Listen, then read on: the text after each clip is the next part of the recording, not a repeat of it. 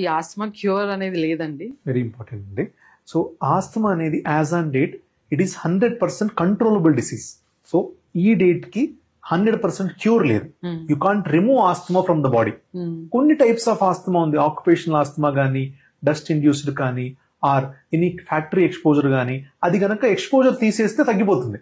That is different. అలా కాకుండా ఏదైతే వంశపారంపర్యంగా వస్తుందో atopic related are allergen related asthma ఉందో, జనరల్ గా దీన్ని కంప్లీట్ గా బాడీ నుంచి రిమూవ్ చేయలేము. There is no cure as on date. కానీ 100% కంట్రోలబుల్. కంట్రోల్ చేసి దాన్ని స్లోగా డోసెస్ డిక్రీజ్ చేస్తే మనం we can keep things under our control. లో లెవెల్ ఇన్హేలర్ దగ్గర నుంచి కూడా హై లెవెల్ బయోలాజికల్ మెడిసిన్స్ వరకు ఉన్నాయి మనకి కంట్రోల్ చేయడానికి. ఇంజెక్షన్స్ వరకు ఉన్నాయి. సో అవి యూజ్ చేసుకుంటే మనం we can keep things under 100% control. They can lead normal life. Yes.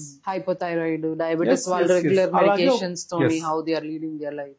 కాబట్టి దాన్ని ఏ ప్రాబ్లం లేకుండా నార్మల్ పర్సన్ ఎంత ఫుల్ పొటెన్షియల్ తో వర్క్ చేయగలరో, ఎంత ఫుల్ పొటెన్షియల్ తో డైలీ యాక్టివిటీ లీడ్ చేయగలరో, అదే పొటెన్షియల్ తో బ్రాంకియల్ ఆస్తమా పేషెంట్స్ కూడా అన్ని ఆస్పెక్ట్స్ లో ఈక్వల్ గా లైఫ్ లీడ్ చేయగలరు. But proper diagnosis, early diagnosis, prompt treatment and apt to follow ups, all 4 are important.